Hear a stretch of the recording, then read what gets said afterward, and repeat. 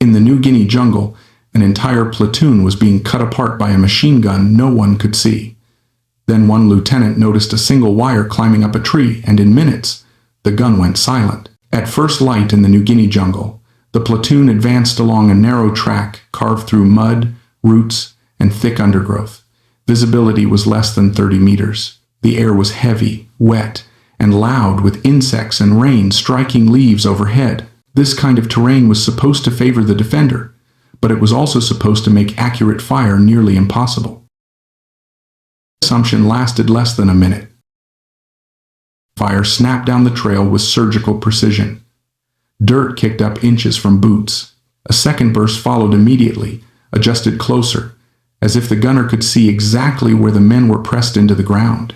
The platoon froze. Every attempt to shift position was punished instantly. This was not blind fire. This was controlled, corrected, deliberate. The lieutenant lay flat in the mud, listening, counting seconds between bursts. Something didn't add up. Japanese machine guns in jungle fighting usually fired short, probing bursts, reacting to sound. This gun didn't react. It anticipated. Each adjustment was too clean, too confident. Men were pinned in a killing corridor with no room to maneuver. The jungle on both sides was too dense to flank through quickly.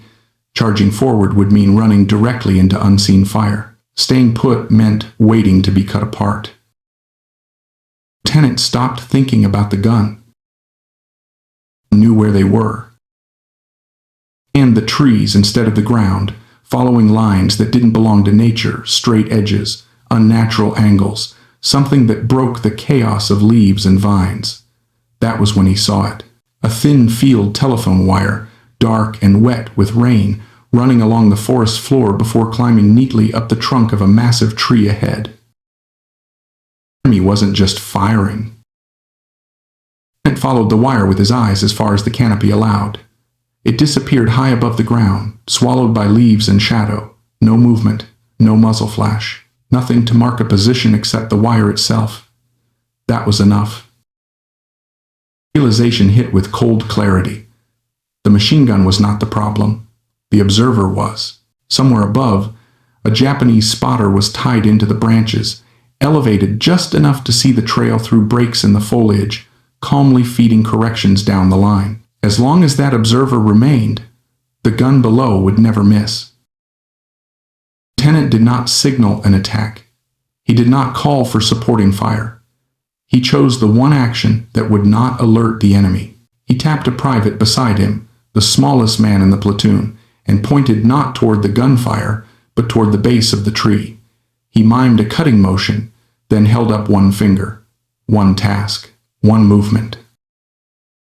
The private nodded and slipped away, crawling into the undergrowth inch by inch. The platoon remained frozen in place, deliberately drawing fire, buying time without knowing exactly why. Rain masked the sound of movement. Leaves swallowed the shape of a crawling man. The machine gun continued firing in short, precise bursts, still confident, still guided. Rhythm changed. A burst went long. Another stitched the wrong side of the trail. The pauses grew uneven. Somewhere above, the observer was speaking into a dead line, hearing nothing in return. Fire had been cut. This time blindly, sweeping the jungle without purpose. The lieutenant didn't wait. He rose just enough to shout, and the platoon surged forward as one. The sudden movement overwhelmed a position before the crew could recover. Grenades went in. Rifles followed. The firing stopped for good. Men regrouped minutes later. They finally saw how close they had come to destruction. The observer's perch was still hidden in the canopy, invisible from below. Without the wire, the system collapsed. The jungle fell silent again, as if nothing had happened. The platoon didn't celebrate. They couldn't. The jungle had a way of swallowing moments too quickly for that. Rain kept falling. Steam rose from wet uniforms. The men checked ammunition, tended to shaking hands, and looked back down the trail they had nearly died on. Only now did they understand how trapped they had been. Found the machine gun position a short distance off the track, expertly camouflaged beneath roots and foliage. The crew had never seen the men they were killing. They had trusted the voice coming through the wire. When that voice vanished, their advantage vanished with it. The lieutenant stood quietly, studying the terrain again. The lesson was already clear to him. Firepower hadn't saved them. Numbers hadn't saved them. What saved them was identifying how the enemy times thought, times they were untouchable, and breaking that belief. They moved out soon after, changing routes, cutting every suspicious line they found, treating the jungle itself as part of the battlefield. The platoon survived the march. Others wouldn't be so fortunate. But for these men, the day ended with a truth they would never forget. War, the most dangerous weapon isn't the gun you can see. It's the system you don't notice until it's already killing you. By the time night fell, the jungle had erased almost every trace of the fight. Rain flattened footprints. Leaves covered shell casings. Even the silence felt temporary. But the men who moved through the darkness that evening carried something with them that would not fade.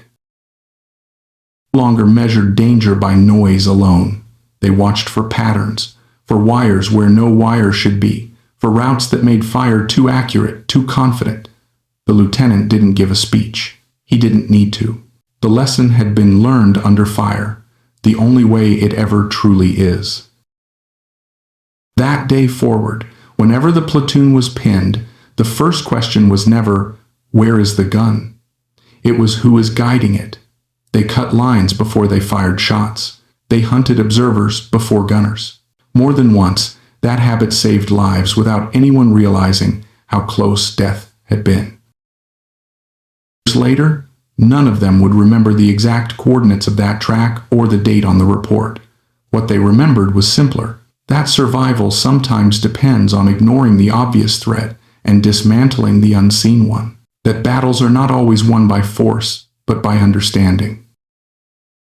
Uncle taught them that lesson once, and it stayed with them long after they left it behind. The war moved on, as it always did, indifferent to lessons learned at the cost of lives, new trails, new ambushes, new names written into reports and then forgotten. But for the men who had been pinned on that jungle track, something fundamental had shifted. They no longer felt at the mercy of chaos.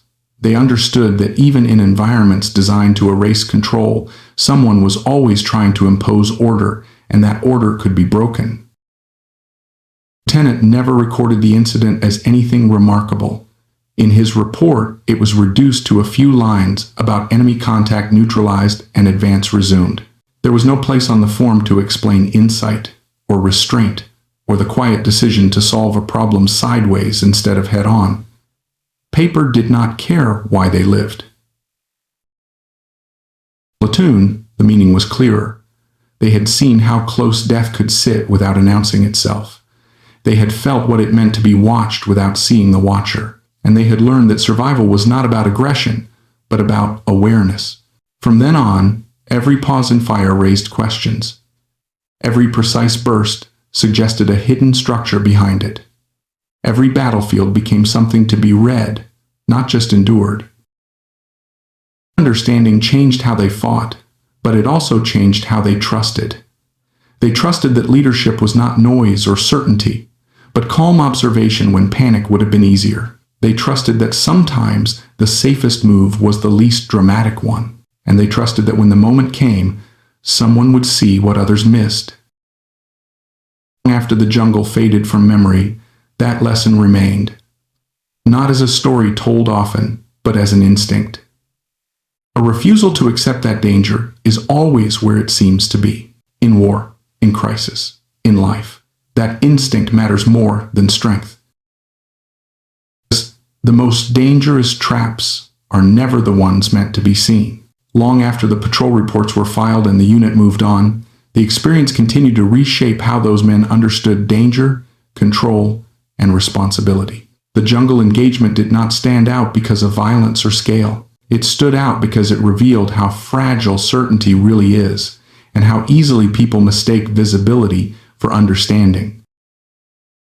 In most battles, soldiers are taught to identify threats by sound and movement. A gun fires, a muzzle flashes, an enemy advances. You respond. That model assumes the threat is honest, direct, and visible. The jungle shattered that assumption. The real danger was not the gun that fired, but the quiet structure that made the gun effective. The wire, the observer, the elevated position, none of it announced itself. It simply worked, efficiently, until it was broken. It's the kind of threat that destroys unprepared leaders.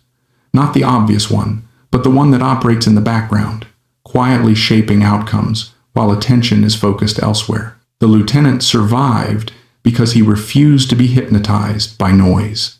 He understood that accuracy implies information, and information implies a system. Once you recognize the system, the illusion of inevitability disappears. A shift in thinking changes everything.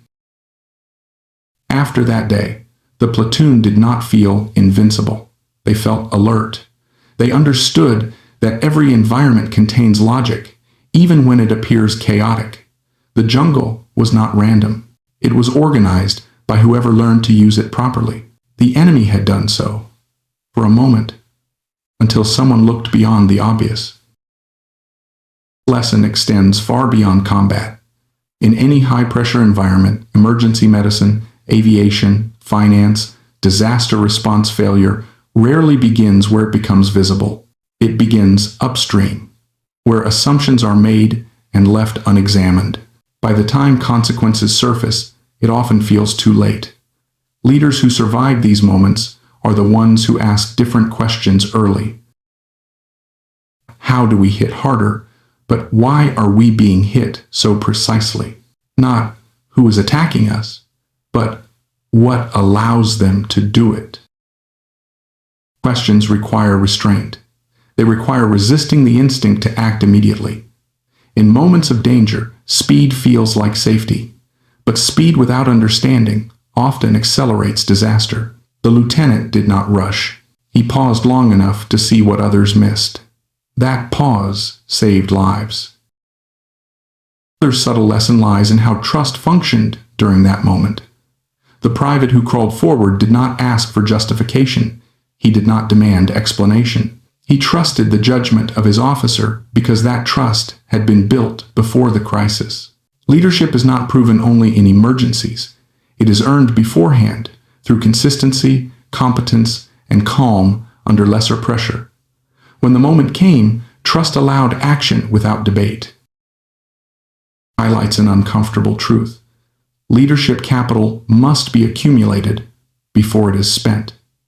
In crises, there is no time to build credibility. Those who attempt to do so fail. The lieutenant's authority was not loud or charismatic. It was quiet and accepted. That acceptance made the difference. There is also a lesson in proportionality. The solution did not require overwhelming force. It required a single cut, one wire, one quiet movement. This is counterintuitive to cultures that equate effectiveness with intensity.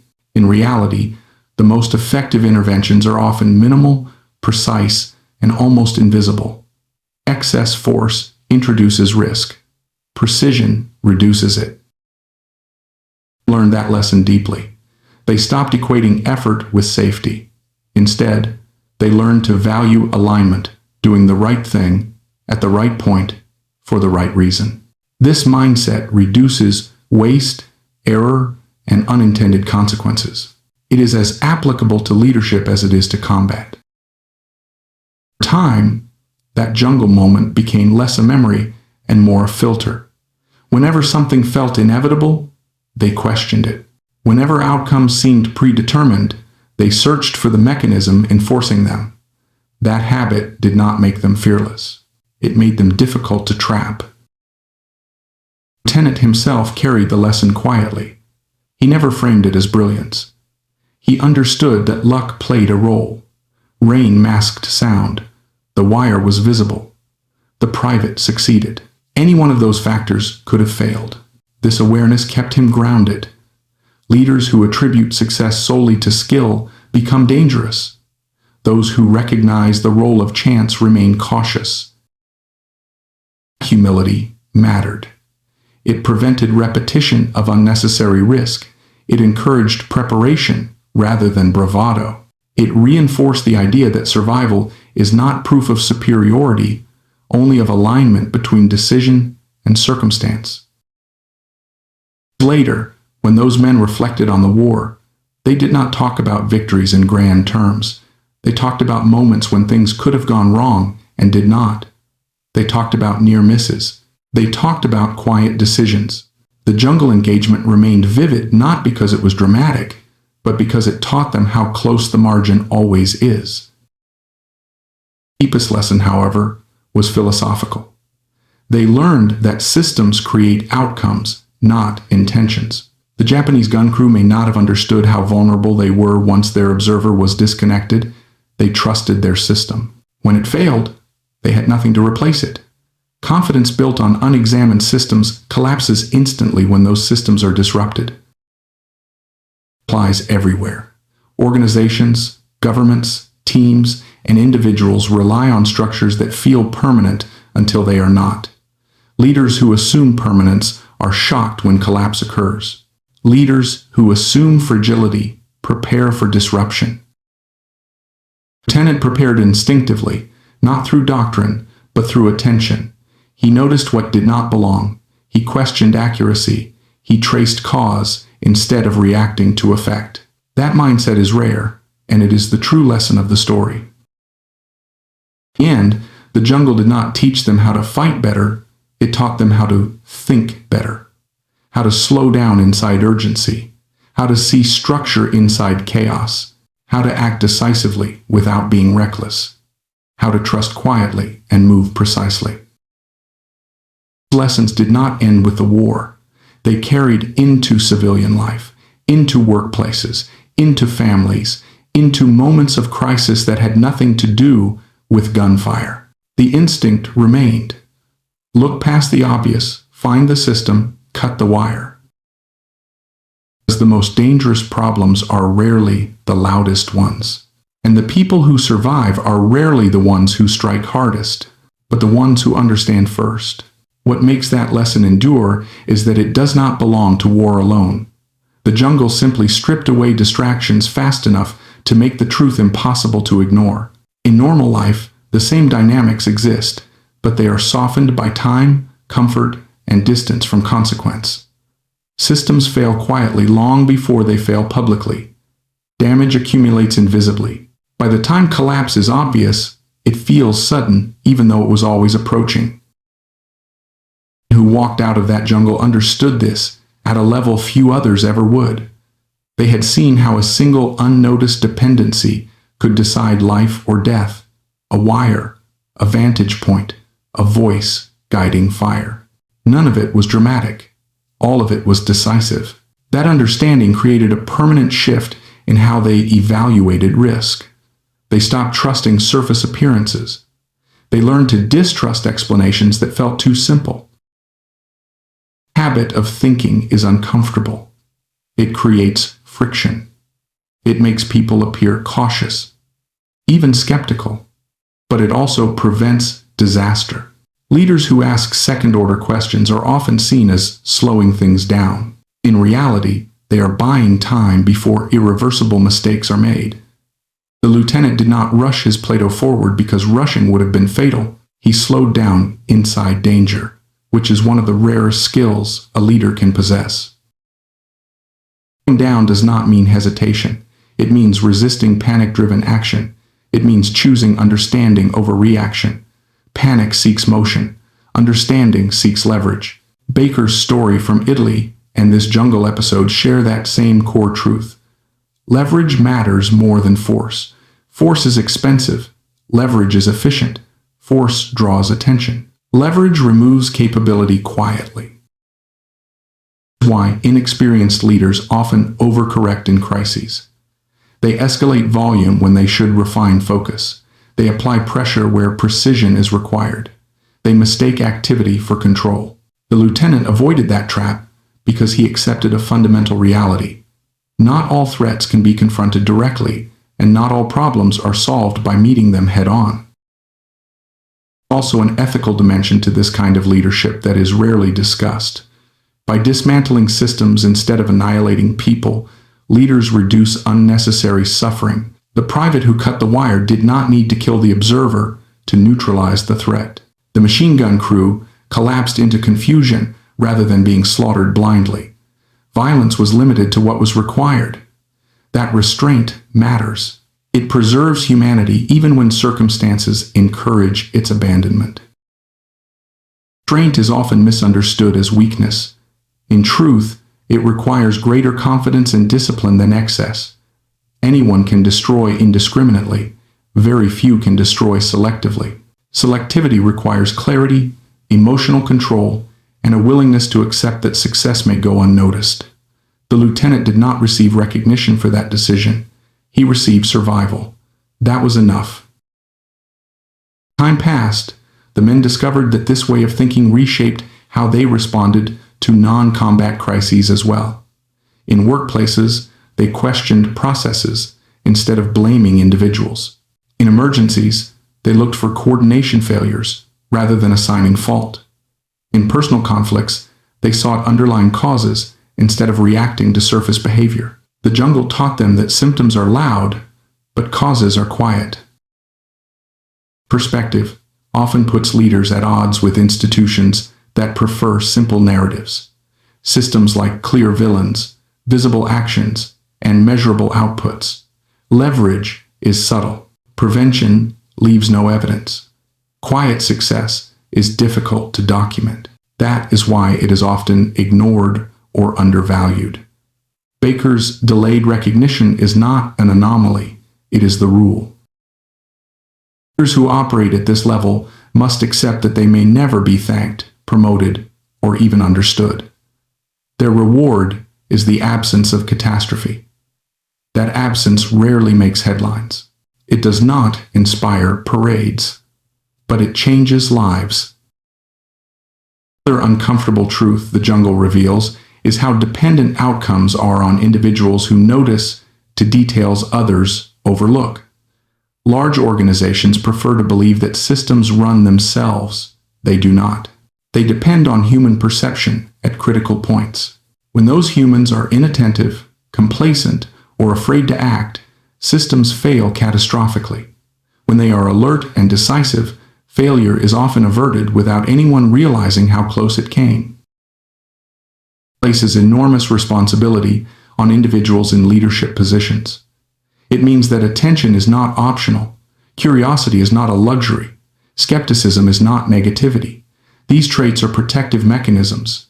The lieutenant's curiosity about the wire saved lives. His skepticism about random fire exposed a hidden structure. His willingness to act on incomplete information prevented annihilation. Leadership culture often emphasizes confidence, decisiveness, and optimism. Those traits have value, but without perception, they become dangerous. Confidence without understanding becomes arrogance. Decisiveness without insight becomes recklessness. Optimism without realism becomes denial. The jungle stripped those illusions away. Only perception mattered. Also a lesson about teaching. The lieutenant did not explain his reasoning before acting. He could not. Time did not allow it. But afterward, the lesson embedded itself more deeply than any lecture ever could. Shared experience under pressure teaches faster and more permanently than instruction. That is why crisis accelerates learning, even when it scars. Men carried the lesson not as a story, but as an instinct. They did not need to articulate it. They simply behaved differently from then on. That is the mark of real learning. It changes behavior without requiring conscious effort. Ultimately, the story is not about jungle warfare, wires, or machine guns. It is about how humans interact with systems under stress. It is about recognizing that power rarely resides where it appears to. It is about understanding that survival often depends on disrupting coordination rather than overpowering opposition. The dangerous enemy is not the one making noise. It is the one quietly organizing outcomes while attention is elsewhere. The most effective leaders are not those who respond fastest, but those who see deepest. And the most meaningful victories are often the ones no one notices, because nothing terrible happened. Jungle taught that lesson once, at great risk, in a matter of minutes.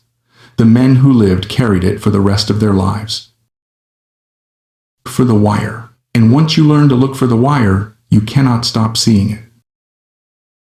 Every complex failure, whether in war or peace, leaves behind traces that seem insignificant until you understand what they connect.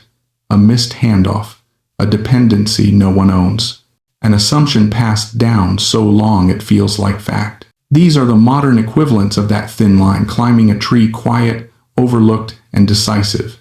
People trip over consequences without ever noticing the structure that produced them. From that platoon learned to distrust explanations that blamed chance alone. Randomness exists, but precision rarely does. When outcomes repeat with accuracy, something is guiding them. That belief made them harder to surprise and harder to deceive. It did not make them paranoid. It made them observant. Observation is not passive. It requires effort, humility, and patience. It means admitting that what you think you see may not be the full picture. The lieutenant's greatest strength was not bravery, but restraint, the willingness to pause just long enough to ask the right question. That pause is where most leaders fail. They fear it will be mistaken for weakness. In reality, it is the birthplace of leverage. Leverage is uncomfortable because it rarely looks dramatic. Cutting a wire does not feel heroic compared to charging a gun, yet it produces far greater effect with far less cost. This is why immature leadership cultures struggle with it. They reward visible struggle over invisible effectiveness. They celebrate motion over outcome. Baker's story and the jungle story expose how dangerous that bias can be. Also a personal cost to seeing too clearly. Once you understand how systems fail, you can no longer rely on comforting narratives. You notice fragility everywhere. You recognize how easily outcomes hinge on details others dismiss. That awareness can be isolating. Leaders who carry it often feel alone because they are responding to threats others cannot yet see. Lieutenant did not explain himself before acting because explanation would have failed. Understanding came later, through survival. Many leaders face the same dilemma. Acting early means acting without consensus. Waiting for agreement often means waiting until it is too late. This is why leadership requires moral courage as much as tactical skill. You must be willing to be wrong in public to avoid catastrophe in private. Jungle also teaches something subtle about trust in subordinates. The private who crawled forward did not need supervision. He needed clarity of intent. Leaders who micromanage under pressure slow everything down. Leaders who communicate intent empower action. The lieutenant trusted that once the task was understood, execution would follow. That trust was repaid. It enforces a critical truth. Control does not come from oversight, but from alignment. When people understand why something matters, they act intelligently, even without instruction. Baker's actions worked not because he controlled every variable, but because he created alignment between decision and execution. Over time, this mindset reshapes how leaders evaluate success. Success becomes the absence of escalation, the absence of cascading failure, the absence of irreversible loss. These outcomes are hard to celebrate because they leave no visible trophy, but they are the truest measure of leadership under pressure. History often misunderstands this. It remembers decisive battles, not disasters avoided. It records victories, not near misses. That is why stories like these matter. They preserve lessons that would otherwise be lost because nothing spectacular happened in the end. Jungle did not produce a famous battle. It produced survivors. It produced a way of thinking that resisted chaos instead of feeding it. It produced leaders who understood that sometimes the most important action is the one that stops something from happening. In a world that increasingly values speed, certainty, and spectacle, this lesson is more relevant than ever. Complex systems are everywhere now. Supply chains, networks, Algorithms. Organizations. They fail quietly before they fail loudly. The people who prevent those failures rarely receive recognition because their success looks like normalcy. Normalcy is often the result of invisible effort. The lieutenant never became famous. The private who cut the wire was never named in reports.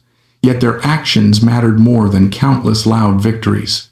They demonstrated that understanding precedes action, that leverage outperforms force, and that leadership is often defined by what never happens because someone noticed what others ignored. The jungle is gone. The wire is long since rotted away. But the lesson remains, waiting for anyone willing to see it. This system, break the connection, save what can still be saved.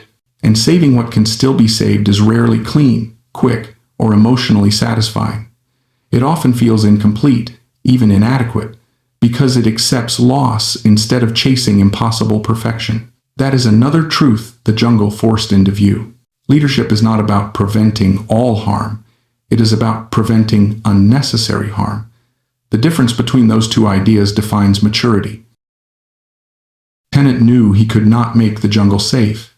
He could not eliminate every threat, control every variable, or guarantee that no one would be hurt. What he could do was interrupt a system that was converting uncertainty into certainty for the enemy. Once that certainty was broken, the situation became survivable again. Not safe, survivable. Distinction matters. Many leaders fail because they promise safety when only survivability is possible. They create expectations reality cannot meet, and when those expectations collapse, trust collapses with them. Baker-style leadership does not promise comfort. It promises honesty. It acknowledges risk without surrendering to it. Another lesson emerges when we look at how quickly the enemy position unraveled once the connection was severed. The machine gun crew did not suddenly become incompetent. Their weapons did not malfunction. What failed was coordination. Without guidance, their confidence evaporated. This reveals a fragile truth about power.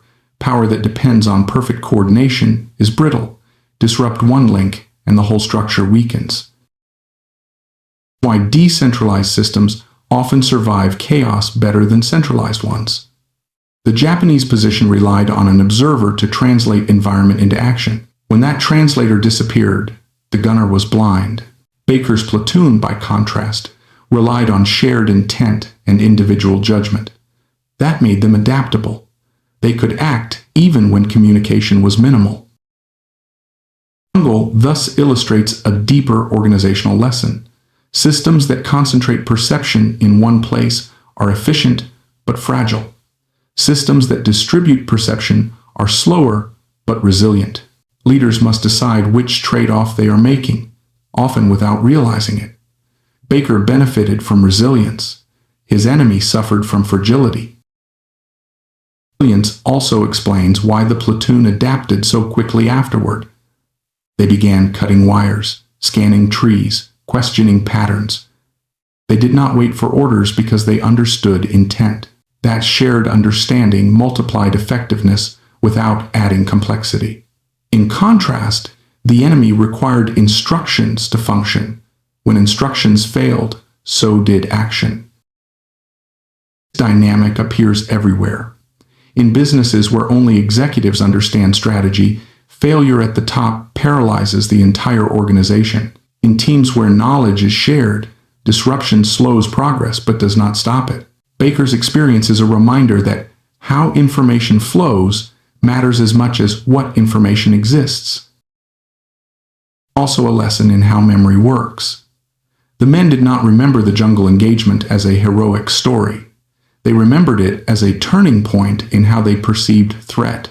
This matters because stories that center heroism fade. Stories that change perception endure. Baker's action altered how people thought, not just what they survived. That's why the lesson persists. It does not rely on emotion. It relies on logic reinforced by experience. Once learned, it becomes difficult to unlearn. Years passed, The men encountered new crises, new hierarchies, new pressures, yet the instinct remained. When something felt inevitable, they questioned it. When explanations sounded too simple, they looked deeper. When systems failed, they searched for connections instead of culprits. Mindset is rare because it is uncomfortable. It resists blame and spectacle. It refuses to satisfy the desire for clear villains. Instead, it insists on understanding structure. That insistence often frustrates others, especially those invested in maintaining appearances, but it also prevents repeat failure. Leadership literature often celebrates vision. The jungle teaches perception. Vision imagines futures. Perception understands present reality. Without perception, vision becomes fantasy. Baker did not imagine a better outcome. He perceived a hidden one. That difference is critical. Vision motivates. Perception protects. In crises, protection matters more. The jungle episode also demonstrates that leadership moments are often fleeting. The window to act was small. The wire could have been missed. The private could have been seen. The rain could have stopped. Baker did not wait for certainty because certainty never arrives on schedule. He acted within the window he had, not the one he wished for. This is another trap leaders fall into: waiting for ideal conditions. Ideal conditions rarely exist when decisions matter most. Baker accepted imperfection. He acted with what was available. That acceptance is not resignation. It is realism. Time, realism becomes its own form of courage. It means facing constraints honestly rather than pretending they can be overcome by will alone. It means choosing solutions that work instead of ones that look impressive. It means caring more about outcome than narrative. Jungle stripped narrative away. There was no audience, no speech, no recognition, only consequence. That is why the lesson feels pure. It was not shaped for memory. It was shaped for survival. And what endured was not a tactic, but a way of seeing, a refusal to be hypnotized by noise, a habit of searching for structure beneath chaos, a willingness to act quietly when loud action would fail. Hair was cut once, in a specific place, by a specific hand. But the idea behind that cut travels easily. It moves across time, across context, across professions. It waits for the moment when someone realizes that the obvious threat is not the real one. That moment comes, the lesson is ready. Look past the gun, find the system, break the connection. And breaking the connection does not end the problem. It merely changes its shape. That is another truth leadership rarely prepares people for. Solving the immediate threat does not restore comfort or certainty. It creates space in which new decisions must be made, often under lingering pressure. Baker and the men did not relax after the wire was cut. They moved, adjusted, scanned again. Survival is not a single action. It is a sequence. It's where many leaders falter. They treat the removal of a crisis trigger as resolution. In reality, it is only transition. The jungle remained dangerous. The enemy remained capable. What changed was initiative. Baker's platoon reclaimed it, briefly, and used it to reposition, to adapt, to deny the enemy time to rebuild coordination. Time, once seized, must be used. Otherwise, it slips back to whoever can organize fastest. The idea extends far beyond combat. In organizations, when a bottleneck is removed or a failure corrected, the danger is assuming stability has returned.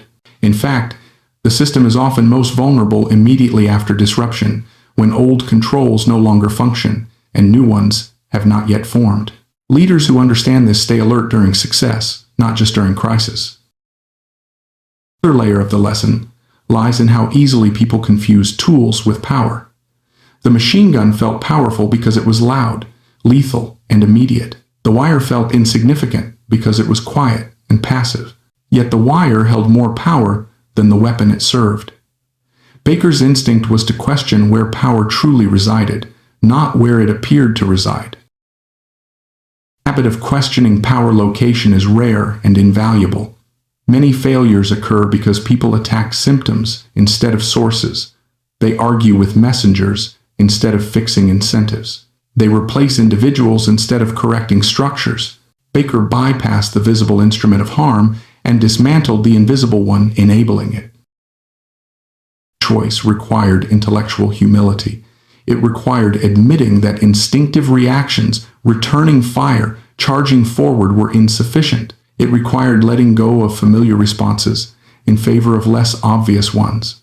Leaders who cannot abandon familiar responses often repeat mistakes with greater intensity, mistaking escalation for progress. It also revealed how environments shape behavior. The Japanese observer relied on elevation because the jungle made lateral visibility impossible. Baker relied on ground-level movement because elevation carried exposure. Each side adapted to terrain differently. Understanding this allowed Baker to exploit the mismatch. He did not fight the environment. He used it. Insight matters wherever constraints exist. Markets, bureaucracies, ecosystems, and technologies all shape behavior. Leaders who fight constraints exhaust themselves. Leaders who understand constraints leverage them. Baker's success came from alignment with environment, not defiance of it. Also a lesson about simplicity. Under extreme stress, complex plans fail. Baker's solution was simple, not because the problem was simple, but because simplicity survives chaos. One person, one action, one objective. Complexity introduces dependencies. Dependencies create fragility. Simplicity reduces both. It does not mean oversimplifying reality. It means reducing action to its most effective form. Baker did not oversimplify the situation. He simplified the response. That distinction matters. Over time, the men learned to respect simplicity as strength. They stopped equating elaborate plans with intelligence. They trusted clear intent and flexible execution. This mindset made them faster, not slower. It reduced hesitation because decisions were anchored to understanding rather than procedure. The emotional dimension of this lesson is harder to articulate. Cutting the wire did not feel triumphant. It felt necessary. That emotional neutrality is important. Leaders who seek emotional reward from decisions risk bias. Baker sought outcome, not feeling. His satisfaction, if any, came later, quietly, in the fact that men were still alive. Emotional discipline allowed him to function repeatedly under stress without burning out. Leaders who ride emotional highs and lows exhaust themselves and their teams. Those who remain emotionally steady provide stability others rely on. The war continued. New leaders arrived who had not experienced moments like the jungle engagement. They relied more heavily on doctrine and procedure. Sometimes that worked. Sometimes it failed. The men who had learned to look for wires adapted more quickly because they trusted perception over prescription. The difference reveals another uncomfortable truth. Experience teaches what training cannot fully convey. You can explain systems thinking. You can teach principles, but until someone feels the cost of misperception, the lesson remains abstract. The jungle made it concrete.